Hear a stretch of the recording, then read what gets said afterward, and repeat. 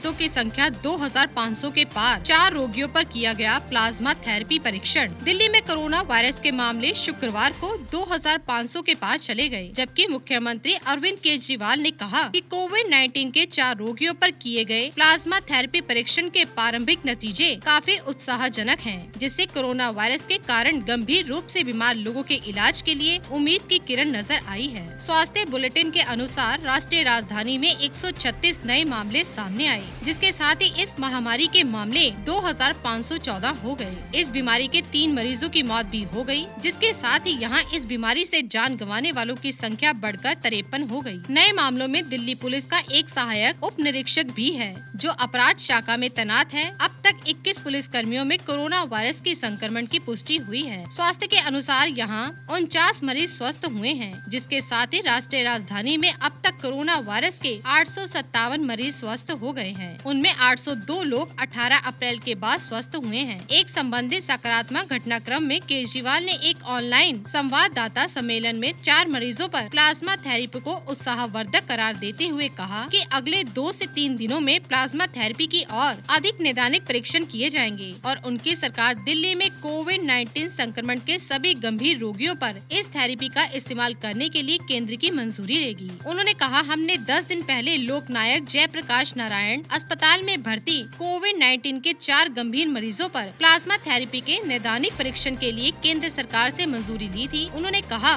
प्रारंभिक परिणाम बहुत उत्साहवर्धक अच्छे हैं। इससे कोरोना वायरस से लोगों की जान बचाने के लिए उम्मीद की किरण नजर आई है। केजरीवाल ने बताया कि जिन मरीजों को प्लाज्मा थेरेपी दी गई है, उनके स्वास्थ्य में सुधार दिखाई दिया है। उन्होंने बताया कि इनमें से 2 मरीजों को आईसीयू से सामान्य वार्ड में भेज दिया गया है और 2 अन्य मरीजों के स्वास्थ्य में भी सुधार हो रहा है। हालांकि मुख्यमंत्री ने कहा कि यह केवल शुरुआती परिणाम है और किसी को यह नहीं सोचना चाहिए कि सरकार ने कोरोना वायरस का उपचार खोज लिया है। केजरीवाल ने कहा कि जो लोग कोरोना वायरस संक्रमण के बाद पूरी तरह से स्वस्थ हो गए हैं, वे अपना प्लाज्मा दान करके लोगों की जान बचा सकते हैं। दूसरी तरफ दिल्ली में नियंत्रण वाले क्षेत्र 92 हो गए हैं, 3 नए क्षेत्र जुड़े हैं। पाबंदियों के बीच दिल्ली पुलिस ने कहा कि राष्ट्रीय हरित अधिकरण के दिशा निर्देशों के अनुसार अजान दी जा सकती है और उसने लोगों से रमजान के दौरान लॉकडाउन के नियमों का पालन करने की अपील की। दिल्ली अल्पसंख्यक आयोग ने भी दिल्ली सरकार के साथ यह मुद्दा उठाया एवं आप विधायक अमानतुल्ला खान ने वीडियो साझा किया। उप मुख्यमंत्री मनीष सिसोदिया ने स्पष्ट किया कि अजान पर कोई रोक नहीं है, लेकिन लॉकडाउन में मस्जिदों एवं अन्य किसी धार्मिक स्थल पर लोगों के जमा होने पर पूर्ण पाबंदी है।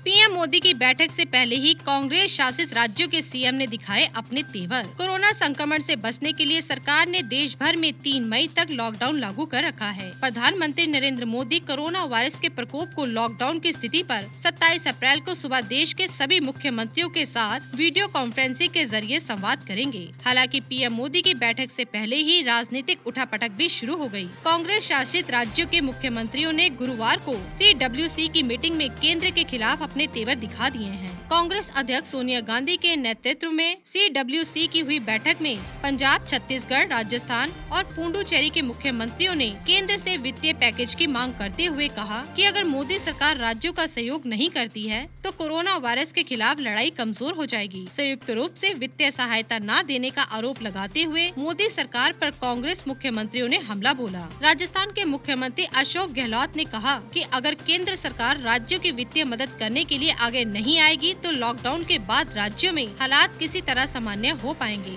गहलोत ने संसाधनों की कमी को लेकर केंद्र सरकार से जांच किट, PPE किट, वेंटिलेटर समेत अन्य संसाधन खरीदकर राज्य को देने की अपील की। उन्होंने कहा कि केंद्र सरकार ने जो टेस्ट किट राज्य सरकार को दिए हैं वह फर्जी हैं। इससे जांच के नतीजे सही नहीं आ रहे हैं। पंजाब के मुख्यमंत्री कैप्टन अमरिंदर सिंह ने CWC की बैठक में 2 बातें उठाई। कैप्टन ने कहा कि पंजाब को चीन से आई केवल 10,000 रैपिड टेस्टिंग किट दी गई। कैप्टन ने इस किट की गुणवत्ता पर भी सवाल उठाया और कहा कि इस किट की प्रामाणिकता साबित होनी अभी बाकी है। उन्होंने कहा कि केंद्र सरकार ने अभी भी GST के मद का 4.4 हजार करोड़ रुपए जारी नहीं किया है। सोनिया गांधी के साथ बैठक में कांग्रेस शासित राज्यों के मुख्यमंत्रियों ने केंद्र सरकार के प्रयासों को नाकाफी बताते हुए जिस तरह से तेवर दिखाए हैं, इससे माना जा रहा है कि सोमवार को भी कांग्रेस शासित राज्यों के मुख्यमंत्री अपने इस रुख को और मूर्खता से प्रधानमंत्री नरेंद्र मोदी के सामने पेश पेश कर सकते हैं। ऐसे में कांग्रेस मुख्यमंत्रियों के रुख को देखकर गैर बीजेपी सीएम भी अपने तल्ख तेवर दिखा सकते हैं। वहीं महाराष्ट्र पालघर के मसले पर सियासत गरमाई हुई है। ऐसे में मुख्यमंत्री उद्धव ठाकरे भी केंद्र पर तंज की तैयारी में हैं। प्रवासी मजदूरों को वापस उनके घर गृह राज्य भेजने की मांग और रेल सेवा खोलने की बात वे लगातार उठा रहे हैं। उम्मीद की जा रही है कि उद्धव गरीबों, मजदूरों, प्रवासी कामगारों के साथ साथ इस मुद्दे को भी प्रधानमंत्री के सामने रख सकते हैं। ऐसे में सोमवार यानी 27 अप्रैल को होने वाली पीएम सीएम वार्ता में गैर बीजेपी राज्यों की ओर से इन सभी मुद्दों की तीखी धार देखने को मिल सकती है। माना जा रहा है कि पीएम मोदी इस बैठक में मुख्यमंत्रियों से उनके संबंधित राज्यों में हुए असर पर उनका फीडबैक लेंगे और राज्य में सामान्य कामकाज शुरू करने पर रायशुमारी होगी। इसी के बाद लॉकडाउन को बढ़ाने और न बढ़ाने का फैसला लिया जाएगा।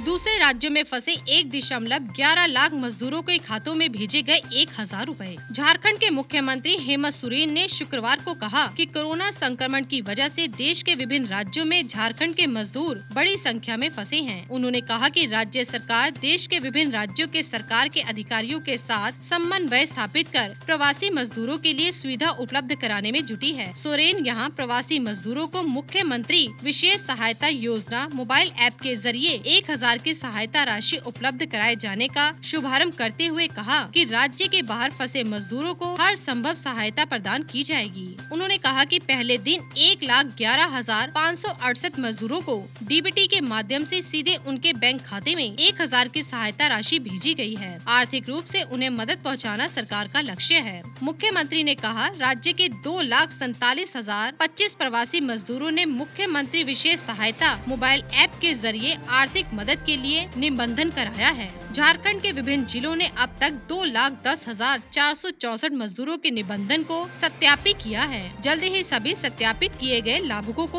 आर्थिक सहयोग राशि उपलब्ध करा दी जाएगी। उन्होंने कहा कि इंटरनेट बैंकिंग सिस्टम के तहत बैंकों और खातों की जांच प्रक्रिया में 2 से 3 दिन का समय लगता है। उन्होंने कहा लॉकडाउन के इस संकट के समय में दूसरे राज्यों में फंसे हमारे सभी झारखंड वासियों को मुख्यमंत्री विशेष सहायता ऐप योजना के तहत आर्थिक सहयोग मिले, यह राज्य सरकार का लक्ष्य है। सोरेन ने कहा कि राज्य के वैसे परिवार जिनके पास राशन कार्ड नहीं है, उन्हें भी सरकार द्वारा राशन उपलब्ध कराने का प्रावधान किया गया है। राशन उपलब्ध कराने की पहल की प्रक्रिया में परिवर्तन किया गया है। उन्होंने कहा कि वैसे परिवार जिनके पास राशन कार्ड नहीं है, वे नजदीकी जन वितरण प्रणाली की दुकान से अब सीधे राशन ले सकते हैं।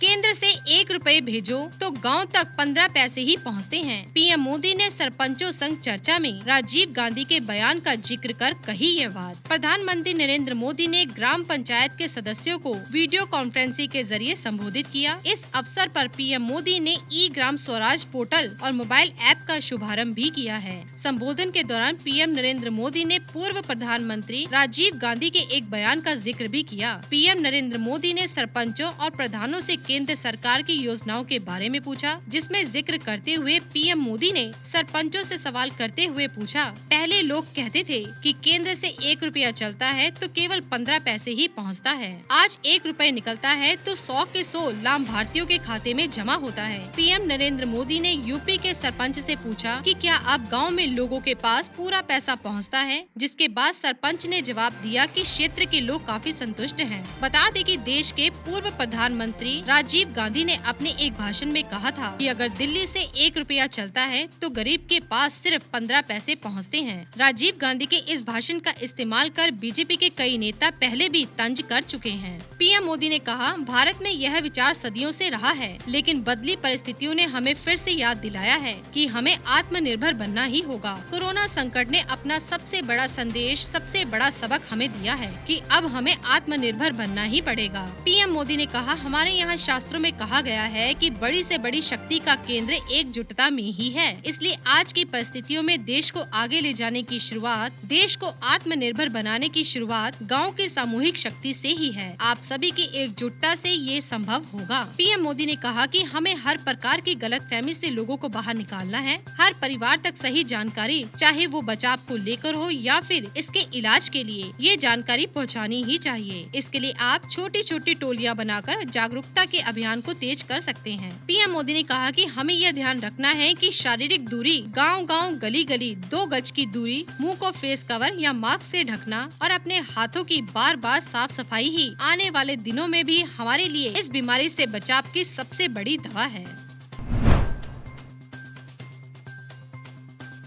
अगले कुछ घंटों में देश के इन राज्यों में होगी तेज बारिश, कहीं कहीं पड़ सकते हैं ओले। भारतीय मौसम विभाग के मुताबिक अगले 24 घंटे के दौरान देश के कई राज्यों में तेज बारिश हो सकती है। इस बेमौसम बारिश का सेहत एवं फसलों पर बुरा प्रभाव पड़ सकता है, जिसकी वजह से किसान काफी परेशान हैं। अगले 24 घंटे के दौरान यह अनुमान है कि उत्तर प्रदेश, छत्तीसगढ़, आंध्र प्रदेश, कर्नाटक, जम्मू कश्मीर, हिमाचल प्रदेश और उत्तराखंड में कुछ स्थानों पर गरज के साथ तेज बारिश हो सकती है, इसलिए इन जगहों पर अलर्ट जारी किया गया है। आपको बता दें कि भारतीय मौसम विभाग ने देश में मानसून की स्थिति को लेकर भविष्यवाणी की है कि देश में इस साल सामान्य बारिश होगी। इसके अलावा मौसम विभाग ने बारिश के पैटर्न और उसमें बदलाव की प्रक्रिया के कारण मानसून के आने और जाने में होती रही देरी को ध्यान में रखते हुए अलग अलग क्षेत्रों में मानसून की शुरुआत और वापसी की तारीखों को संशोधित किया है। हालांकि मौसम विभाग ने यह स्पष्ट किया है कि भारत में मानसून के पहुंचने के मुख्य समय यानी केरल में इसके दस्तक देने के समय में कोई बदलाव नहीं होगा। इसी के साथ ही दोस्तों, अगर आपको ये वीडियो पसंद आया हो तो इसे आप लाइक कीजिए, अपने दोस्तों रिश्तेदारों के साथ शेयर कीजिए और सब्सक्राइब कीजिए। साथ ही साथ बेल आइकन को प्रेस करें ताकि नया नोटिफिकेशन आप तक सबसे पहले पहुंच सके। धन्यवाद दोस्तों।